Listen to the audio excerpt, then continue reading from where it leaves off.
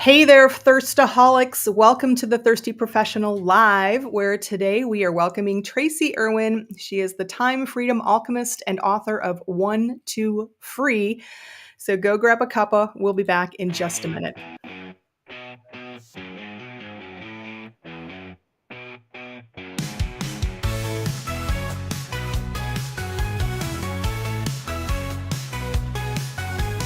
Welcome to the space where truth is poured. No corporate scripts, just tales explored. From passion quest to purpose found, the thirsty professional breaks new ground. So fill your cup, let's have a chat about careers, life, and all of that.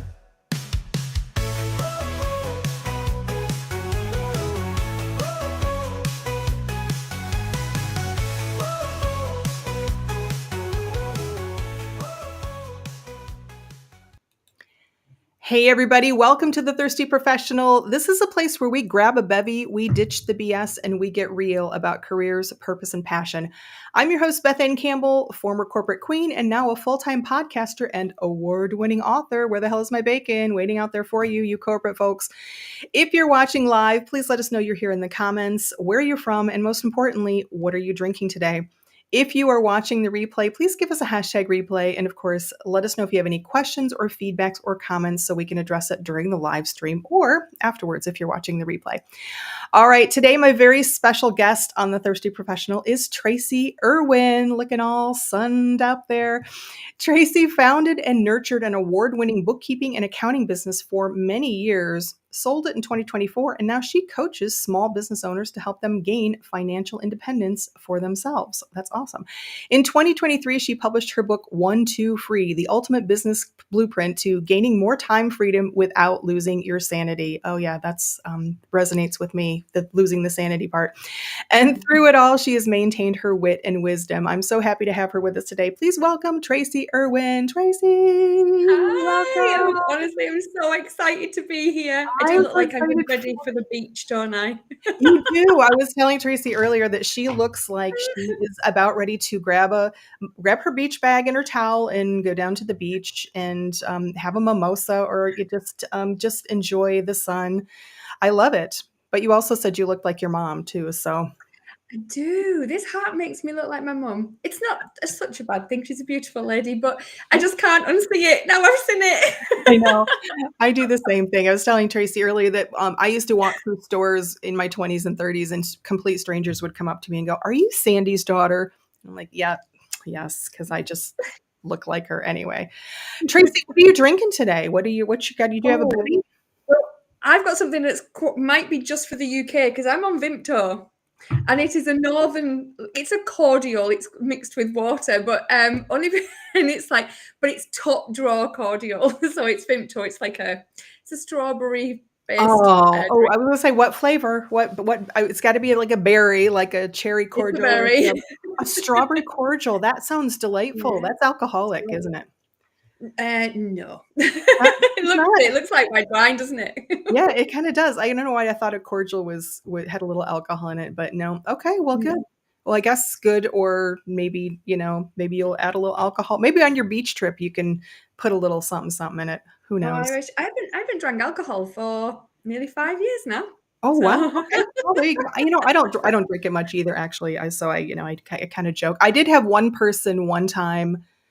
My one of my guests, Stephanie Banach. It was my birthday in February, and she showed up with a glass of champagne. But I think she's the only person who showed up with an actual drink.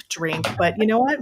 And she's in the same time zone, so it was like 10 a.m. So you know, oh no, mine's a little bit more. If I was a drinker, it would be all right. It's Friday afternoon at 4 p.m. It's good to go. hey, what? Why not? So you are obviously not. You don't sound Spanish. You're British, but you are living in it's a province, right? Valencia, is it? Province of Valencia. Yes, it's on the Oh, coast. It's on the south coast of Spain.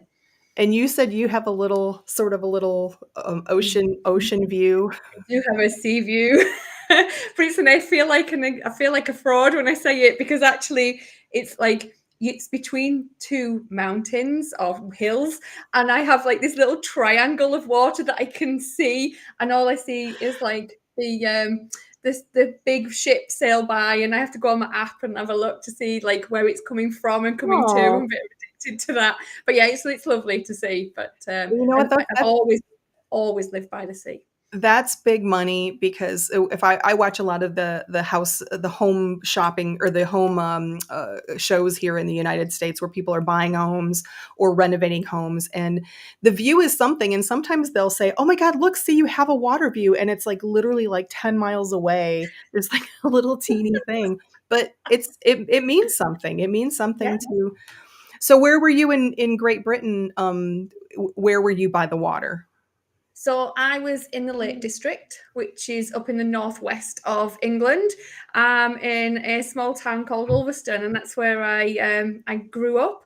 And yeah, it's a peninsula in the UK, so I had coast all around me. Oh. So I know I do miss those beaches, by the way, because the ones here we're not allowed to walk dogs on.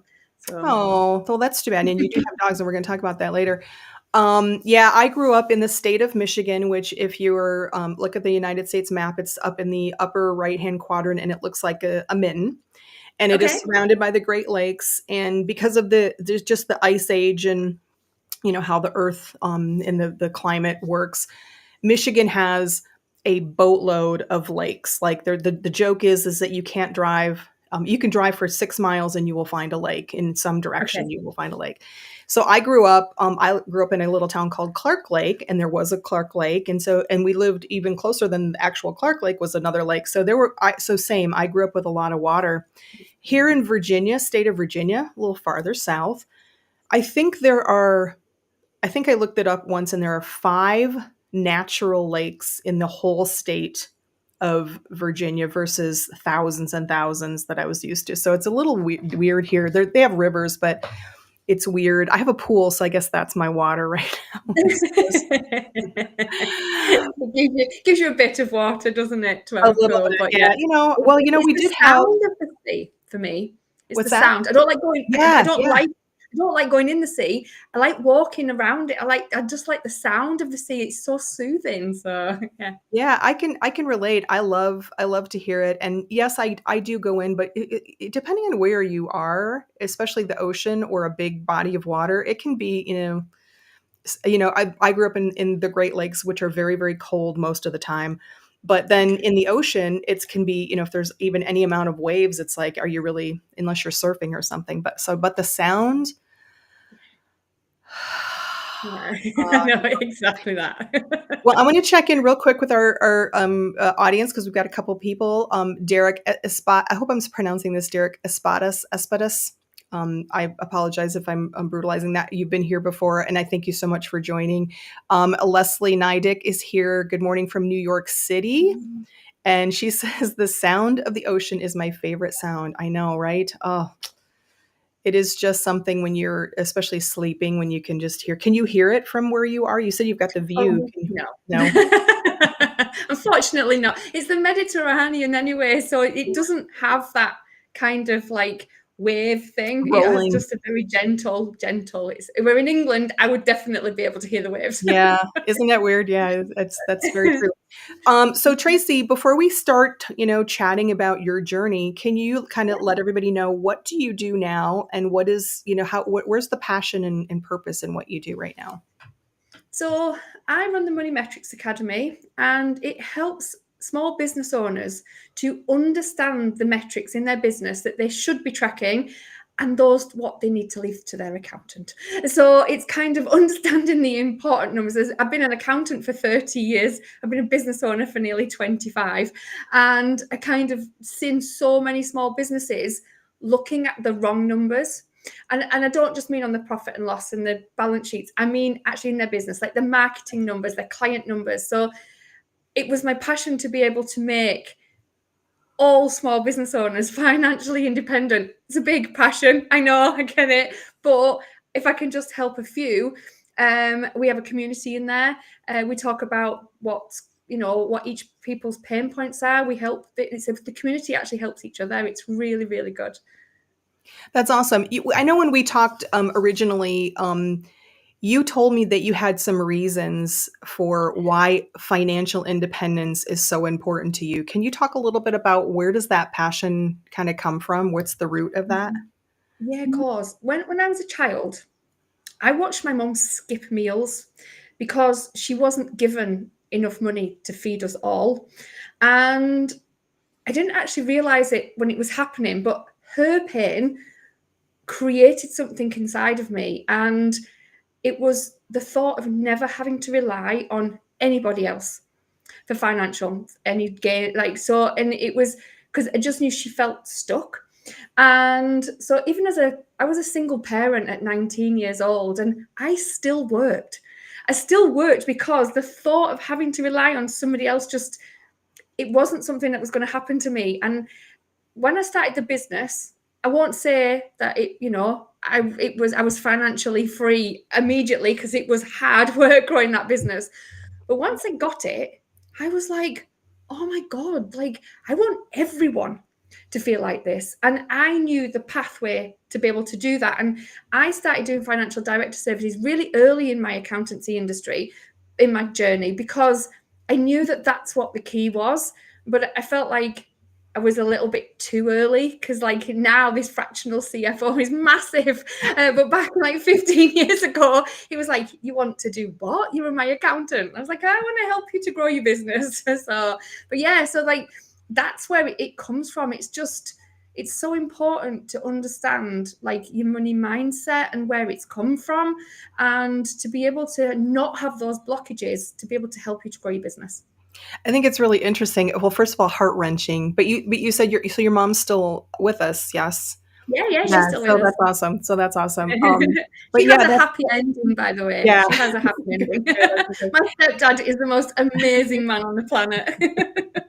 But yeah, how heart wrenching that you were as a young age you recognized that one of your parents isn't eating and that shaped you because I've heard this from so many people that and it's true with everything folks out there.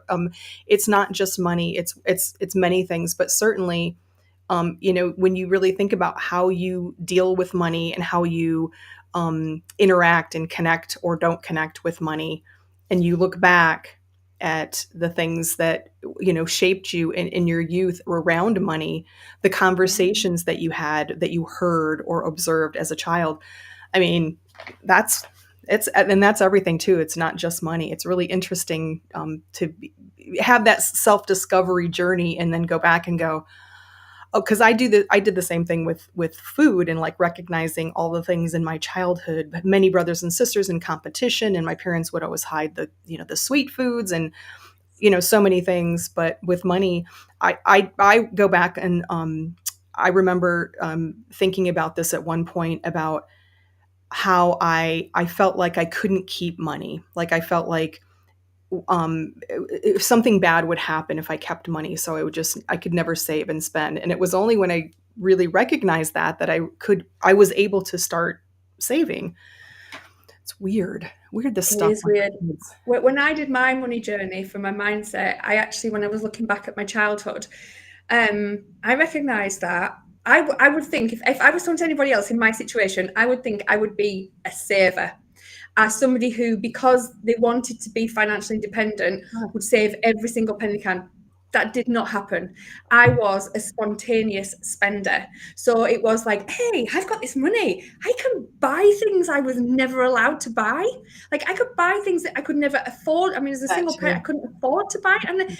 I got to the point where I was like, whoa, hang on a minute. I had all these, like, so when I lived in the UK, I had much more materialistic things than I do now. Like once I moved to Spain, like my car was not the car I was driving in the UK. I haven't had as many holidays. Things things like when I did my journey, I consolidated stuff, including understanding why I was a spontaneous spender. I still can be, by the way, but I'm much more self-aware when I do it, and there's a Yeah. choice there when I do it. But before, I would struggle to save because I just thought, oh, I've got this money. Whereas if anybody was asking me, I'd have thought, oh, looking at your childhood, you'd probably like you would be like cautious, but I wasn't. So Yeah, just well, you're just making me think because I'm the same way. And but in my mother remarried, like your mom. So my real father passed away when I was very very young. There were a few years where she was a single mom, but then she got remarried, and he made a good living in the technical field. But we had a lot of kids, and there was not, I would look at my friends who would just get every Barbie in the world, and they would get, every toy, and that wasn't the case with us. And I think I did the same thing. And my grandmother was a Depression era child. My mother was the child of a Depression era child. So I wouldn't say hoarded, but borderline yeah, pack rat, right? They would yeah. keep everything. And then my mom was a big shopper spender. And I found myself doing that where it's only really been in the last couple of years that I've really been trying to simplify and minimalize, because I realize what the weight is of all of that stuff that you just frivolously buy. And I could, because I was in corporate and I was making good money, and I didn't have to think about it. I could still save and buy, but and then you realize, do I really need this? I don't. And And it's does it just bring you liberating. joy as well? It's Right. like, No, it's like, most does of it, it no. bring you joy? Right. Because half the time it doesn't. No, not at all. Let me check in real quick with our, because I know we have a bunch of people coming in here. Let's see. We have Dawn LeDuc. Dawn, thank you for letting me know. But every time I get a LinkedIn user, I'm just going to go, it must be Dawn from North Carolina now, because LinkedIn for some reason doesn't give me your name. Got some interaction going around here. Accountancy. Somebody, Derek's excited about accountancy. You must And be an then accountant. Stella Scott from Sweden, late to the party and will most likely leave early, but here I am. Always appreciated Stella. Stella's awesome. Okay, so Tracy, let's talk a little bit about kind of your early days. You had a business. You've been an entrepreneur for a while. So tell me a little Yeah. bit about how that shaped, and you had that for many years, and then how you got from, what led to the giving up of that or selling of that.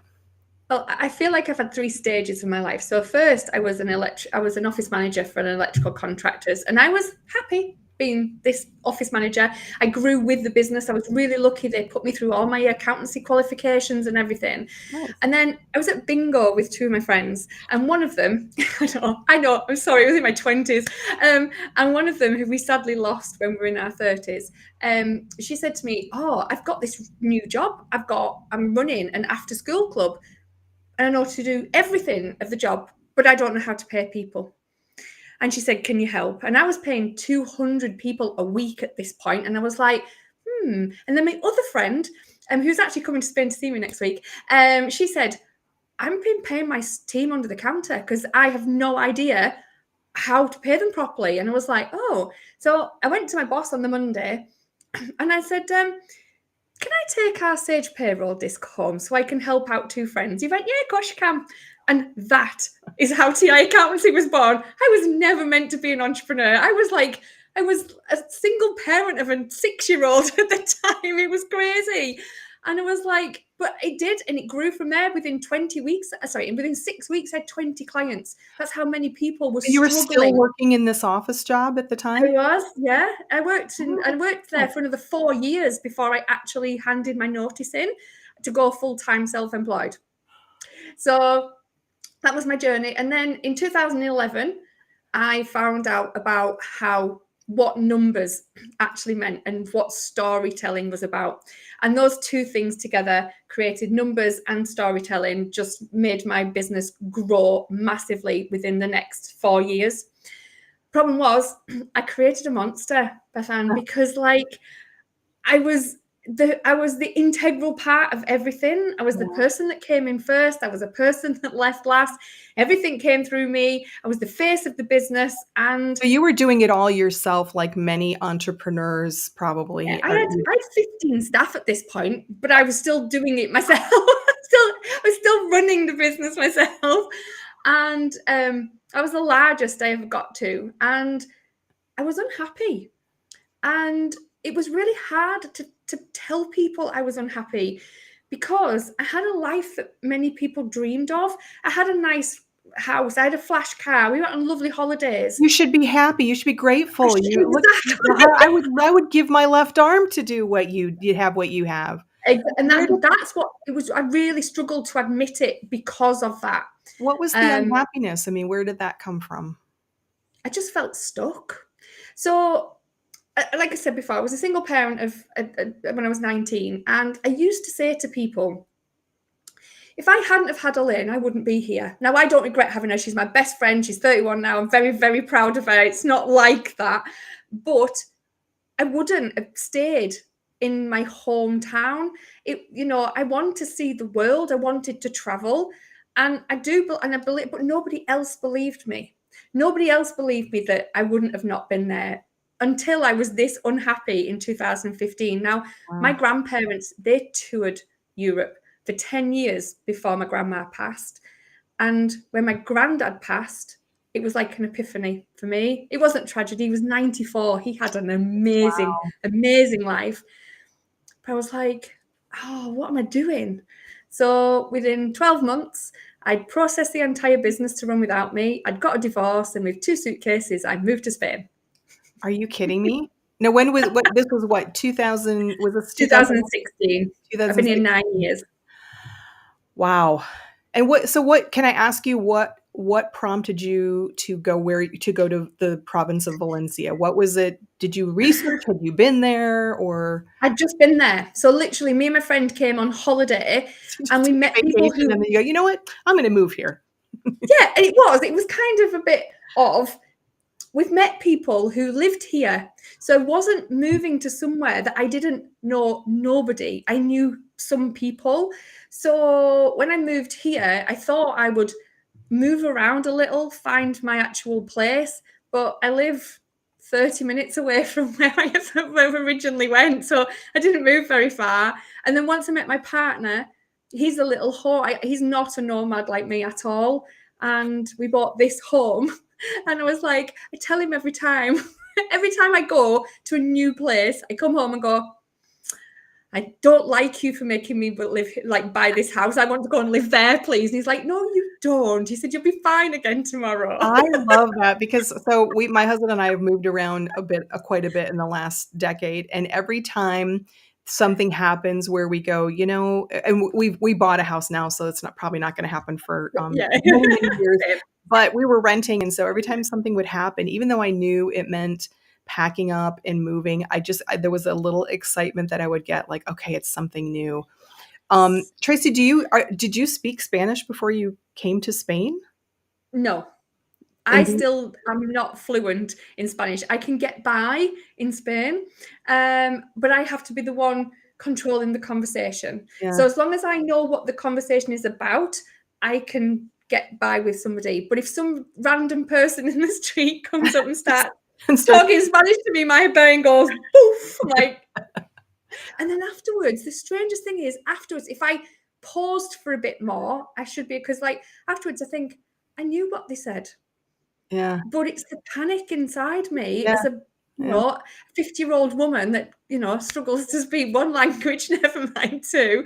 I struggle. So. Well, that's amazing. Is there a big expat community around? Because I know sometimes when I talk to people and they go, yeah, I do speak a little bit of wherever they are, Portugal, Spain, whatever, but there's such a big expat community that a lot of stuff they do cater to that community. So sometimes it's a little easier, but.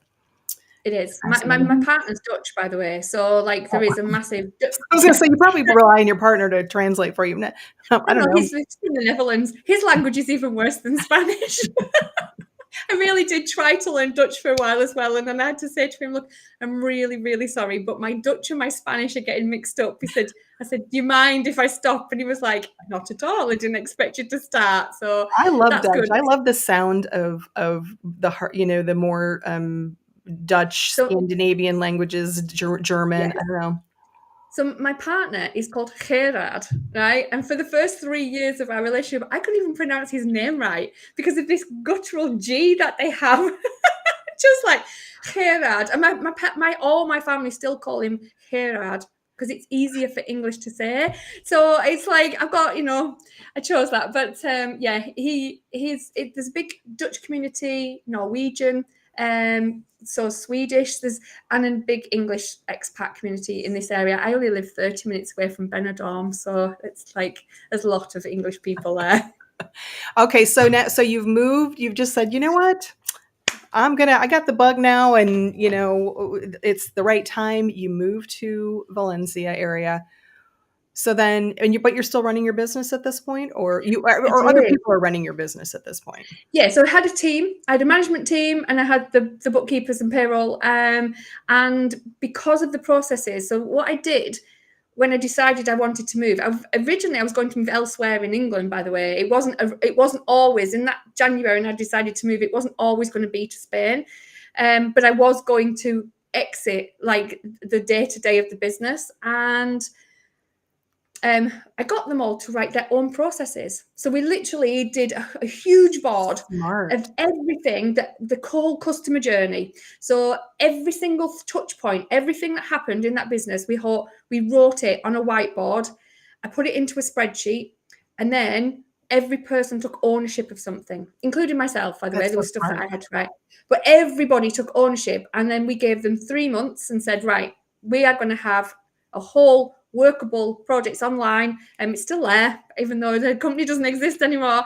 So the whole SOPs, everything became online, and people took ownership and wrote their own processes. And that for me was the magic. Like if I hadn't have done that, I don't think it would have been as successful.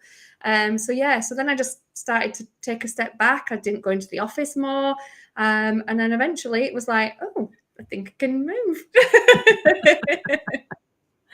Okay, so you got this business is basically running with other people, but you're not trying to do everything anymore. No, definitely not. And that's when people's questions started to change.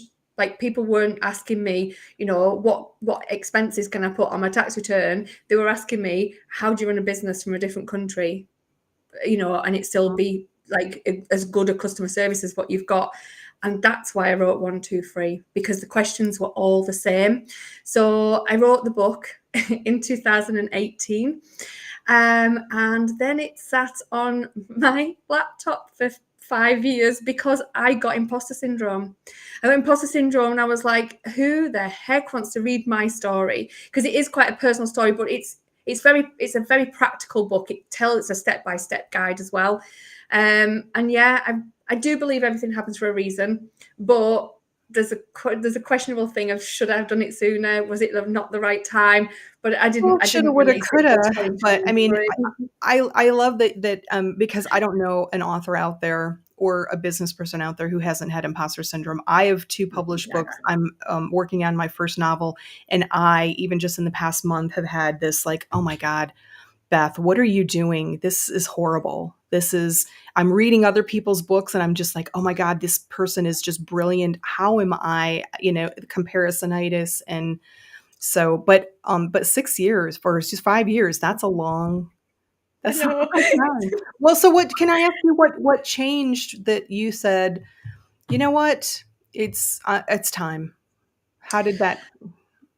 I was doing a coaching degree, and so to just step back just a little bit, when COVID happened, I wasn't able to get to the UK. So I was gone from having regular meetings with my team in person to actually just seeing them online. And they moved building in that process. And that was a disaster for me. I went back to England in December 2021, and the culture of my business had disappeared. So literally I'd spent nearly 20 years it was over at that point, 20 years creating a culture that within 18 months, and I held myself responsible because I owned that company. And it wasn't just COVID. My daughter had a child, and I suddenly had a grandchild who was not in the same part of the UK. And that became a bigger pull for me than the office. So I held myself responsible, and we had a realignment day. And the four of us, because there was 3 different management team, the four of us had a meeting to see how we can get back on the same page.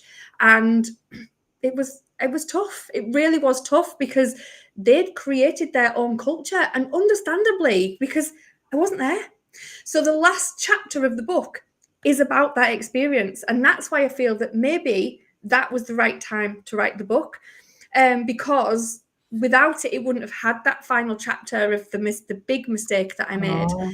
And See, it was so serendipitous. That was what was meant to be. That yeah, I do you, believe that. yeah. So after we'd had the realignment day, some of the feedback was about my leadership skills. And so I enrolled myself on a coaching call to make myself a better leader. And it hopefully did make me a better leader, but it also made me want to be a mentor. I'm not a coach. My advice monster is way too big to ever be a coach, to ever get people to bring their own things out of themselves. I said, but I love being a mentor. I love helping people who are on the same journey that I've been on, to help them to not make the mistakes I made. So that's why I created, and that's when, so the book came out at the same time as I was doing 5,000 word assignments. So I'm like editing this book, trying to do assignments, trying to run an accountancy, and enjoying every minute of it. Absolutely loved it. And Oh. that's where the Time Freedom Alchemist came from, because of writing the book. Brilliant. And then what happened with your business? Was that around the time that you did you sell your business? Is that what happened? Sold the business last year, so it was in September 2024. I can't believe it's been a year. It's crazy. But lots of things happened. I never quite got that culture back, and I was finding myself wanting to help people with their mentoring rather than with their tax returns. And it was an accumulation of all different things. And at the point, I just sat down one evening having my evening meal with my partner, and I just went, I think I'm going to sell. He was like, no, you're not. I said, I think I am. I said, I feel like I'm ready.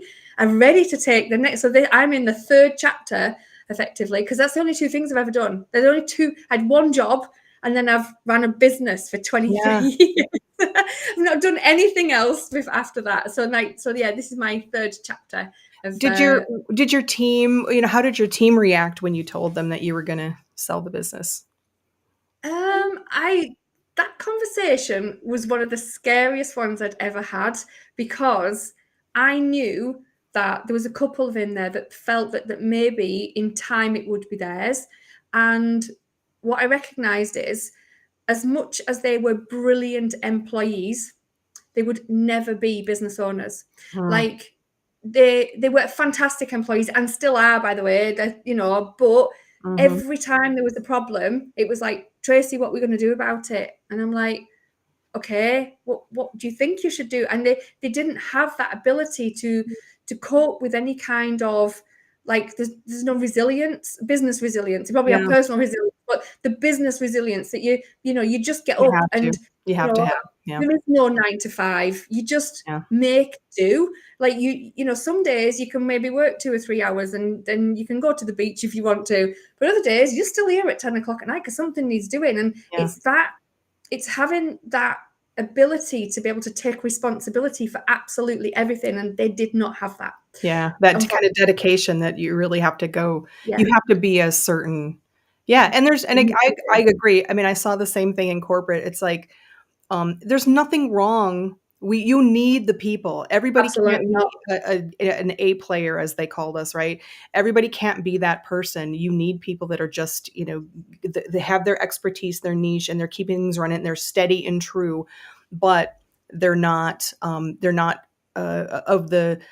They're not meant to be leaders, and they're not meant to No. be, in your case, business owners, because it's just. Yeah. So you I think sold it. Yeah. So in the way I see people, you've got 2 types of rocks in your business. You've got, sorry, you've got two types of stars in your business. Said that wrong. You've got rock stars and you've got superstars. And rock stars are the people who are solid as a rock. They're the people who just want to do what they're doing. They're absolutely awesome at it, you know, and they just want to stay there. And then your superstars are the people on a trajectory. They're the people who want to go further. They're the people who want to, like, you know, move themselves Have forward. ambition. Yeah. But you need both. You need both. Yeah. People tend to like look at superstars as the people who like are the A players, but sometimes I find your rock stars are the people who are the really people who are holding your business together for you. So it was a difficult thing for me in corporate dealing with because I had for the most part my direct boss in my 23-year career, multiples, except for the last one, were amazing leaders. But it was still a fight when they would say things like, well, you know, Bob comes in here and he gets here at 6:30 in the clock and he leaves. I mean, he's watching the clock every day at 3:30. And I thought, well, but Bob knows when Bob, and then when Bob got, took an early retirement, the shit hit the fan because Bob knew what he was doing and he knew his stuff very well and people trusted him. And yes, he wasn't working weekends every, you know, like some people were. But that's not a good thing as well, right? Because those superstars also get burned out faster than they do. Yes, they do get definitely keeping the machine going. Let me check in with some comments here. Stella says, I've said that to people. There is a hamster wheel for small business owners too. Oh, yes, there really is. We have Ben Walker joining us, and he says, and I apologize if I'm pronouncing this wrong, but saludos, señoras. So I think saludos, señoras. Leslie had to leave us. Great conversation. She's wishing us a happy weekend, and then Stella's laughing, and that's why I was laughing when you said COVID, because every guest I have on here, I have to laugh because I call it the COVID pivot. I should probably just go around and interview people like, how did COVID change your business? Better, worse, or whatever. Because every person I talk to is, you know, I'm going along and then COVID hit and something changes. Sometimes it's for the worse and then forces them. Sometimes it's for the better. I mean, it's just hilarious. It was a strange time. Yeah, it is. All right. So you sold the business. And you told me that when that happened, you were thinking, you know, I'll semi-retire. But yes. That didn't happen. What happened? Well, that's where. So I joined Daniel Priestley's Key Person of Influence program because I'd been trying to elevate my own expertise since I did the coaching degree. And I knew I was missing something. I wasn't quite sure what it was, but I knew I was missing something. And it was my origin story. And so I've been doing, I do financial director work for larger companies. And I love doing that. And I get, you know, that pays the bills. But it's not where my passion was. I want to help people who need my help a little bit more. These people already have financial independence that I'm helping. These other people, like, they don't. Are you thinking, Tracy, when you're thinking about those people that you really have passion, are you thinking about yourself and your reasons for, like, they're having some version of what I dealt with having, you know, not enough food on the table? And is that go through in the background, maybe at least? I want to be the mentor I wish I'd had when I started my business. I think that's what I want to be. I want to be that person that has no jargon, no, like, I'm better than you, no, like, it's let me help you and let me so you can understand, because that's what I do in everything that I do. I write blogs all the time and I run them through ChatGPT or my Sintra to say, can a young adult understand this? That's the one thing I ask about my blogs, because I do not want for people to read anything that I say and go, I don't understand that. I think Stephen Bartlett did this recently. He went into a prison and asked people whether they watched his podcasts. And one guy turned around to him and said, I'd like to watch a podcast, mate, because I want to better myself, but I don't understand what people are talking about. And since then, if you watch any of the Stephen Bartlett's podcasts, when somebody says something that's a bit of jargon or a bit from their business life, he either asks them what it means, say, can you explain that to the audience? Or they write it across the bottom and it says, this is what it is. And I think that's genius, because he's asked people, and that's what I want. I want people who are scared of their numbers to know I'm a safe space that I'm going to be able to Oh my help them God. to That understand. is so smart. You're just making me think of an incident that I had in my corporate life. And I was in tech for 23 years. I understood the jargon, but one day I was in a room, and granted, literally in a room with 15 different men, and I was the only woman, and I didn't want to be there. I was dragged in by somebody, can you cover for me? And I was sitting next to this guy, and he had a sheet, and I asked him what an acronym was because I was having a brain fart. I just didn't remember what Yeah, it was. I mean, by then I was a manager, right? I wasn't hands on. And he just looked at me with this look of disgust, and he goes, whatever that he said, whatever it was. And I was like, oh, okay. I think it was ESB, and it was enterprise service bus. And I said, okay, thanks. But the look that he gave me, and then he just kind of scoffed or huffed, and yeah, I was so embarrassed, and I was angry with him. I was so angry at my own embarrassment that then that he would react like that I actually left the meeting. I faked like I had an emergency phone call or something, but I just was like, it's horrible. really, because it wasn't, I didn't feel like it was a after that. And it's such a minor thing, but if I a person who at the time was in my 40s am having that kind of a reaction because of something that just minor, but I just wanted to understand better, and I don't feel like it's like I can, like it's a safe place for me to open and say, look, I don't know, can you explain this? Can you imagine what everybody else is out there, just No. like Yeah. wondering, what are you talking about? That's really That's what I really want. smart. That's really smart. Yeah, what I want to stop, because some accountants do want to make it so that they sound like their job or what they're helping people with is so much more, and it doesn't need to be that. Business owners deserve and need to understand their own business. And we shouldn't keep it to just accountants or coaches can do that. It should Yeah. be every business needs to know that, and do it in a way in the academy. So we do it in chunks of pieces. So like I teach things like the balance sheet, for instance, and I'm like, show them the important ones, and then show them how much to find the free cash that's in their business. Don't look at your bank balance, look at actually how much free cash you've got. Talk it through step by step, and they're all like, oh my God, I've been in business for 13 years. How did I not know how to do this? That is what I do. I love it. And I imagine you're really making people feel like, thank you. Thank God somebody explained it. There was a way that I can understand. I mean, I can relate. I mean, when I left corporate, it was constantly just looking at the bank balance. But then when I really looked at what are we spending, and Yes. are we still able to go out and have a good time once in a while? Yep, Yeah. absolutely. So tell me a little bit about the book. So you mentioned it earlier. You told us a little bit about it. And by the way, I bought it. I haven't read it yet, but I'm really excited because I know you're good. You have infused you in there. This is not going to be just another. I love it. I just had Wandana Puranik on with her book Might a couple weeks ago, and I love it when people just write in a way that is not.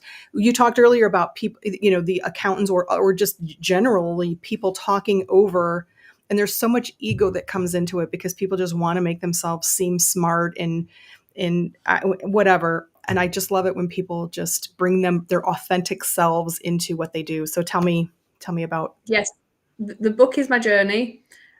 A lot of mistakes, a lot of how we fix them. I thought the book is not about how great I am at all. And like I said before, it's practical. So it talks about my journey, how I did it, and then the way that other people like what to do in that circumstance. It's got guides on things like your marketing, your systems and processes, your employees, so that you can kind of build it up to have a business that actually works for you rather than consumes you. And that's like kind of the message in the book. I've had so many great oh, I've forgotten the word. Got perimenopausal brain. When people like write a review, that's a review. That's what I'm looking for. That's just the reviews have been amazing. That's when you kind of think, oh, I wish I'd done that sooner, but I don't. I think it did happen at the right time. And I have just written a money mindset transformation journal, which will be out at Christmas. Well, So congratulations. What's the title? Is it called Money it Mindset? hasn't got a title. It hasn't No got a, it's title? got a working title, but it has not got a title How yet. do you do So that? I have to have the first thing I have to have when I'm writing anything is I will spend weeks finding the right title and then I'll start writing. It's horrible. It's really war. no, that's the last thing I've got. I just want it, and it's not just a mindset journal, transformation journal for everybody. It is a transformation mindset journal for small businesses. It's literally just for us. Love it. And where so that one's coming out in December, For you said? Christmas. Yeah, well, I as soon as I can, but it's in its Here, editing yeah. I was stage. supposed to have my first novel out in April, but it's in here we are. It's going to be October. You know how that goes. So where can people find? I know I got a Kindle version on Amazon of 1-2 free 1-2 dot free. Yes. Where is that where people should go to look? Is there So another if place? you want the Kindle version or the Audible version, because if you want to listen to me for 5 hours, it's on there on Audible as well. And I did that because I listen to business books. So when I'm walking the dogs, and I recognized I was missing out a whole chapter of like my target market if I didn't do it. And I loved the experience as well. Obviously, don't talk very well at all. So those are probably best off Amazon. However, if you would like a paperback copy, you can go to tracyirwin.co.uk/book, and it's there. So for everyone to get a copy direct, and you can have a signed copy if you go there. And we'll put that link in the comments so you guys can get to that. So folks, we're going to be wrapping up in a little bit. So if you have any final comments, please get them in. I do want to check in real quick. My friend and former colleague, former boss and former employee, we kind of switched, flip-flopped in different jobs. Mr. Mike Goggin from Arizona, he's telling me he loves my mug. It I is have to give beautiful. Thank you. This is it's a false crap. I have to talk a little bit about this because I have to give credit to Stella Scott, who is also joining us today. Stella had a course that I took about a year and a half ago called Classy Vintage Mastery. It was all about my connection with clothing and style and color and my impact on the world when I buy clothing. And so I'm almost 100% doing secondhand clothing right now. So other than like underwear and socks and stuff, but almost Yeah. everything that I buy is secondhand. And I've expanded that, and I actually found this in a thrift store. And Stella also, Wow. when she did my birth chart, she told me that perhaps I needed some more fire element. And I loved this cup because it's just very fiery. So this is kind of, I don't use it every time, but I use it quite a bit because I like it. It makes me feel Yeah, more it is fiery. very But well anyway, done for the thank you, thrift Mike. stuff. That is amazing. Yeah. And Stella says, on jargon, I often feel torn between the absolute newbie and those who know more about astrology when I write and go live here on LinkedIn. It's a balancing game. This is true. I have the same problem. I'm sure everybody struggles with this, whatever your niche is, but you're reading a post. I recognize this when I'm reading a post and somebody's just talking and they're using acronyms that I have no idea what they're talking about. And I think that's cool if you're just talking to someone who understands that stuff. If that's only who you're targeting, that's great. But if you're really trying to reach the better world or the greater world or outside of your box, then you do have to kind of simplify it a little bit for people who don't. I Yeah, think that's what you were definitely. talking about earlier. Yeah, So Tracy, you have two dogs, yes, I do. yes. And what are your dogs' names? Oh yeah, they're both here. Pixel and Bentley. Pixel and Bentley. I love it. And I have to ask you because it does say on your LinkedIn profile you talk about dogs and salted caramel, not necessarily together. So are you a big salted caramel fan or caramel, whatever? Anything with salted caramel in it. I just like if I see Isn't it? it, I can't help. I've got to buy it and try it. It's like, oh, salted caramel fudge is just my favorite thing ever. Whoever out there, I mean, I asked this about many things, like how did somebody ever figure out how to make beer or whatever? But it's the same thing. Like who out there was the first person who said, I spilled a little salt on this caramel fudge or something, and it really, but Really it works. so works. I have a love-hate with caramel because I'm not going to tell the whole story here, but I did one time at a very, very big conference, I tripped, and spilled a large caramel macchiato Starbucks drink. And somehow defying the laws of physics, it ended up, I was on the ground on my hands and knees, and it had somehow been fallen on my head, and it was kind of dripping in a sheen over my glasses. So anyway, story for another day. And some of you have already heard it, but anyway. Well, so Tracy, let me just make sure I don't have any other comments here. Tracy, I do want to thank you so much for joining us today. Before we jump off here, I would love you to tell us what is the best way to get in touch with you? What do you have coming up? Anything that we didn't maybe talk about as far as your contact info, and of course, as always, I will put everything in the show notes in the comments, so people don't have to remember. But just what would you like our listeners to know about you? So the best way to contact me is probably through the website, which is just tracyirwin.co.uk. I do use LinkedIn a lot, more than I would like to. So definitely catch me on LinkedIn. The Money Metrics Academy is relaunching, opening its doors again on the 1st of September. So I'd love everyone to go and check that out. And I've introduced a new level. So when I got the feedback from the members that are in there now, they thought they would learn a bit more about time freedom in there, because that's what I do. But I wanted to concentrate on the metrics. So I've started a new level, and I am launching a time freedom mastermind group for people who are really interested in trying to work with peers together to make a business that runs for them and not consumes them. Awesome. And you said that's September 1st? Yes. Awesome. Well, I will put that, I'll get that link from you, Tracy, and I will put that also in the comments so people can check that out. Thank you so much. I love talking to you. You're just so easy to talk to, and you too, right back at you. And I feel like I was telling Tracy before we started the call, I said, I have to keep watching the clock, because you're the type of person that will just go on forever and ever and ever. And I barely even got to my notes, but I so appreciate it. I so appreciate your authenticity, and thank you for joining today. And now, if you still have time in your day, maybe you can now hit the beach, because you certainly look like you could just go. It's Friday afternoon. I'm going to go and have a cup of English tea, I think. Awesome. All right. So for everybody out there, the Thirsty Professional is going to be on break next week. It is a long holiday weekend in the US. It is our Labor Day weekend. But I will be returning for one final episode of season 1 on September 12th. Yes, it's the last one for the season. I'm going to be on hiatus through January, just working on writing mostly, and holidays and such. Joining me next week, on the 12th, on September 12th, is Joseph Cope. Joseph is a keynote speaker. He's a corporate workshop facilitator, personal empathy coach. He has worked for 2 decades in the public education system with the world's most understood people, which would be teenagers, which I don't think anyone will deny, which has given him a very unique, empathy-driven perspective on life. He calls himself the empathy guy, and he shares his perspective with heart-driven leaders who are stuck by the me first mentality, which is many leaders that I have met. Joseph's a keynote speaker and a lot of fun, candid guy, just like Tracy, which is why I like him and her so much. Hope you can join us as we wrap up season 1. If you're out there watching on LinkedIn, please connect, if you're not already, both with myself and my lovely guest, Tracy.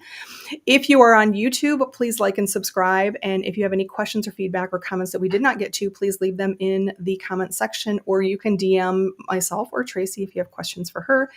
And then congratulate yourself for getting real about your career, your purpose, and your passion. So now, Tracy, Miss Hattie Arbuckle, my lovely hat, and I are going to bid you a lovely farewell. Take it easy. Thank you again, Tracy. Appreciate it. Thank you. Fill your cup, let's have a chat about careers, life, and all of that.